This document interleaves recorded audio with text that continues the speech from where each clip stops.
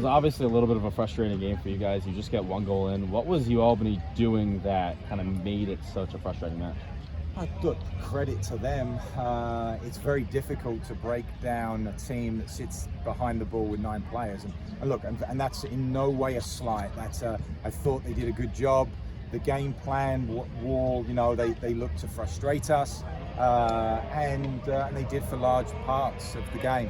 And then, as you know, when you don't get that second goal, it creates, that little bit of anxiety when we've got some tired bodies, a hot, humid night, and we just didn't. We turned the ball over a few many times at the end of the game and gave them some of that. Now you've got the chaos that is college soccer with balls thrown in the box and things like that. How big was Josh in the back, especially when felt like they were just throwing everything at you guys in those last 5 minutes? Yeah, I thought, look, it's a hot night, and he played in midfield, he played at the back, and getting that rotation. Gavin didn't start tonight. I thought he was terrific.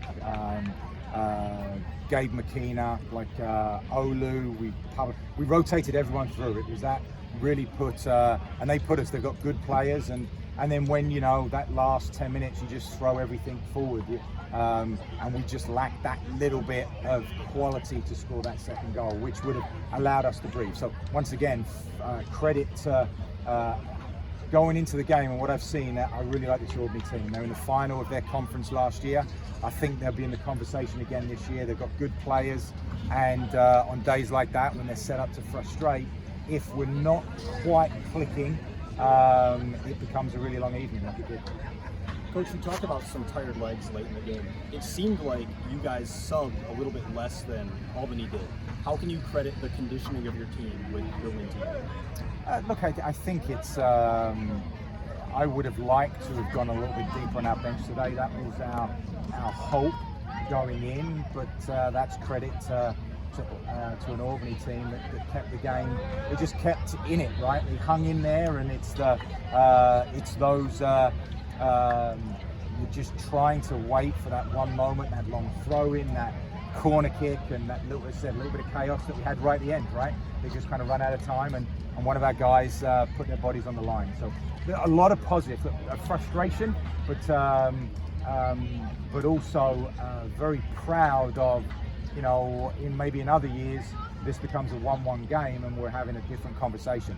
Clean sheet, a win, we can build on this going into Louisville on the weekend. Coach, you mentioned the clean sheet. That's the 3rd shutout in 3 home games. How important do you consider defending the home pitch? How much do you stress this to your players? Certainly. Look, if we've got the quality. If we keep clean sheets, we'll win soccer matches because we've got the ability.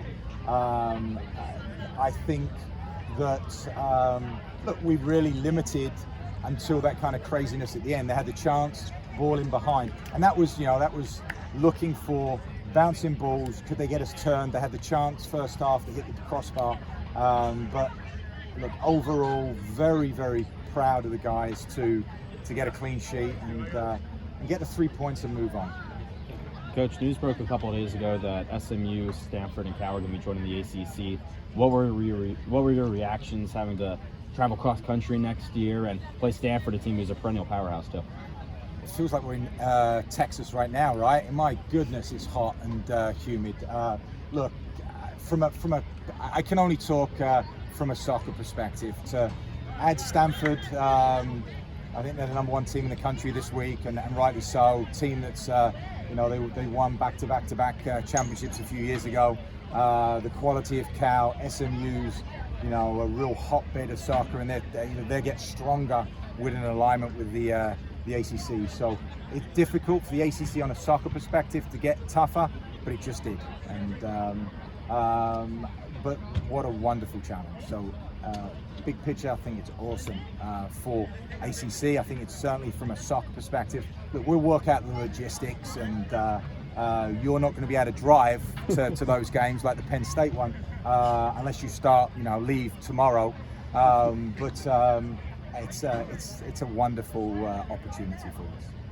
How big was it getting or Buster getting minutes out, or Buster getting minutes out there, and how close is he to getting back to 100%? We had Pablo banged up from the last game, so to get him some minutes, Buster's, you know, one of the other coaches called him like a Rolls Royce. He calms it down, he's passing, but there's nothing like minutes in a game. You can't replicate that in practice. You try as hard as you can, but you can't. And it was tough on Gavin Wigg. I think Gavin Wigg's been exceptional. The spring, our trip to England this season, so it was great. And Gavin was a rock when he went in there too. So we're a little bit sport for choice back there, and we made the adjustment based on their formation to bring Pablo on. Probably played him a little bit more than I wanted to tonight, but when we then needed to flip and bring Olu's athleticism and pace at the end, it was a real collective shutout tonight. Coach, 3 yellow cards in the last, I think, 5 minutes span towards the back end of the first half. What was the message to the team in the locker room? Look, I think it's once again credit to an Albany team that in transitional moments and you know when a team's sitting in, you've got to make the game big. So you're trying to make it wide and long, but then when the ball turns over, there's those moments where you've got to get back. And Mateo Levesque, Giorgio Kuchevsky worked so hard, but yes, look, in some of those moments, you get a card and you've just got to be able to manage that.